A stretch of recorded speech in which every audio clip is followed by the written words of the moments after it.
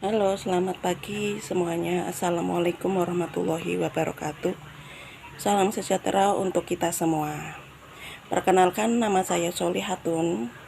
Di sini saya akan membahas tentang PHK pada masa pandemi COVID-19 untuk tugas mata kuliah pengantar manajemen bisnis, dosen Bapak Denny Indra Purnama Koto, SIP MM. Perlu kita ketahui pada masa pandemi COVID-19 ini merupakan wabah yang melanda hampir seluruh negara di dunia. Umat manusia merasakan dahsyatnya dampak adanya virus COVID-19. Bidang dan ekonomi menjadi sektor yang sangat terkena dampak COVID-19.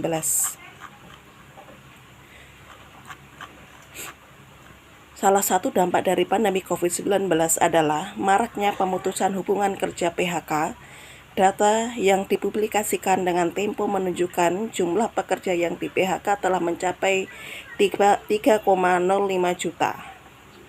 Bappenas sebelumnya memperkirakan pengangguran tahun ini mencapai 4,2 juta, sementara menurut survei Badan Pusat Statistik BPS, penduduk berpendapatan rendah dan bekerja di sektor informal adalah kelompok yang paling terdampak dari COVID-19. Kondisi agak berbeda di perkotaan. Yang terdampak adalah bisnis atau perdagangan.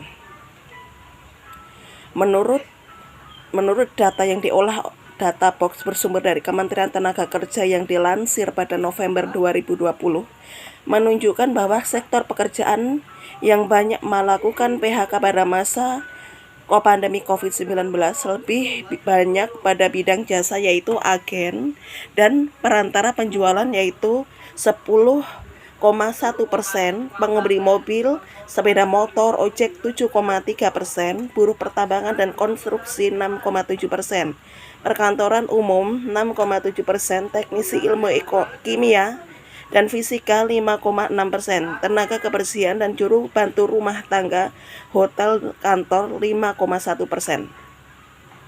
Ragam dan bentuk PHK dapat dilihat dari jumlah pihak pekerja yang diberhentikan. Dalam hal ini dapat diklarifikasi dalam 3 jenis PHK.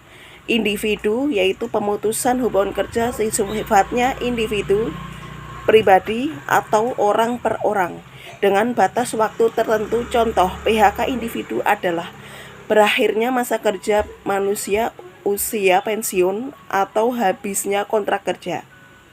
Kasus PHK individu bisa terjadi pada pekerja yang melakukan pelanggaran sehingga diberikan sanksi berhentian atau pemutusan hubungan kerja. PHK kelompok, yaitu pemutusan hubungan kerja kepada sekelompok karyawan. Sebagai contoh, kelompok karyawan mengundurkan diri dengan alasan tertentu. PHK berdampak kepada kehilangan pekerjaan dan penghasilan yang selama ini digunakan untuk memenuhi kebutuhan hidup.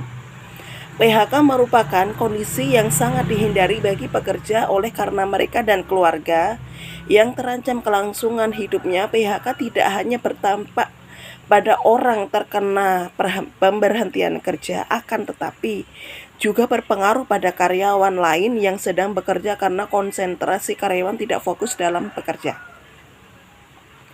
Pemutusan hubungan kerja akan berakibat positif maupun negatif kepada perusahaan, antara lain terjadi kekosongan, perlu melakukan rekrutmen dan seleksi, kemudian mengganggu proses kerja, kebocoran rahasia perusahaan, dan menurunkan moral karyawan yang ditinggalkan. Mengenai prosedur PHK dalam Pasal 163 Undang-Undang Nomor 13/2003 pada dasarnya merujuk pada ketentuan Pasal 151 Ayat 2 dan Ayat 3 Undang-Undang Nomor 13/2003 bahwa setiap pemutusan hubungan kerja wajib dirundingkan sesuai mekanisme bipartit, baik perundingan mengenai alasan PHK-nya maupun perundingan menyangkut hak dan kewajiban yang harus ditunaikan, termasuk PHK karena corporate action sebagaimana tersebut dalam Pasal 163 Undang-Undang Nomor 13/2003.